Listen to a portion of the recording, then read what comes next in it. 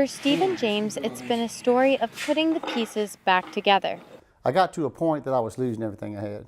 James had a job in construction, a young daughter, but he also had a serious addiction to alcohol, which soon turned into something more deadly, an addiction to opiates. The more the opiates and the heroin, all that stuff, the more you do, it just makes you normal.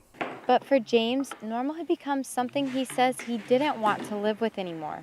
Sunday morning, waiting for the pharmacy to open, if I could do this bag of heroin, and I heard it was killer heroin, and you're not supposed to do a lot if you've been awake for 3 days. But I was sitting on the side of the road, and I was just going, I was talking to God. I didn't know God at the time, but I just said, this is what my life's come to. It was that morning James overdosed, almost fatally on heroin. Next thing he remembers, waking up at the hospital. Now, overdose ER visits are being used to map where abuse is most frequent. This heat map shows quantity and color. This green, yellow, and red is the triad. In just 1 year, opioid overdose visits have spiked almost 50%. In 3 years, the Greensboro Police Department has seen a 300% increase in overdose calls. The increase is concerning because it's very difficult for us to address in law enforcement because it's so widespread.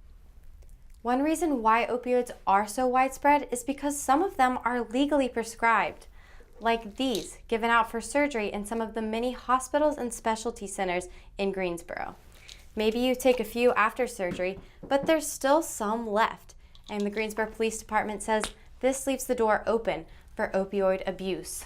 The federal government and the DEA are starting to at least educate physicians about overprescribing. So we're seeing an increase in heroin and fentanyl use. But experts say no matter the type, these drugs are dangerous. With opiate addiction, it's so powerful that, lots of times people have overdosed and been brought back to life 2 or 3 times by the age of 23.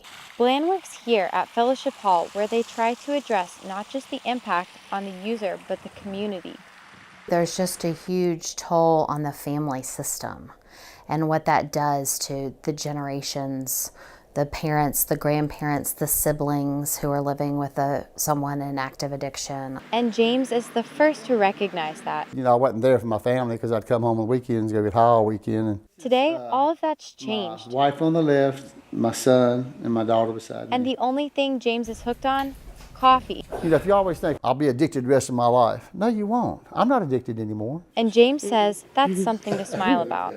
From Greensboro, I'm Rachel Scott reporting.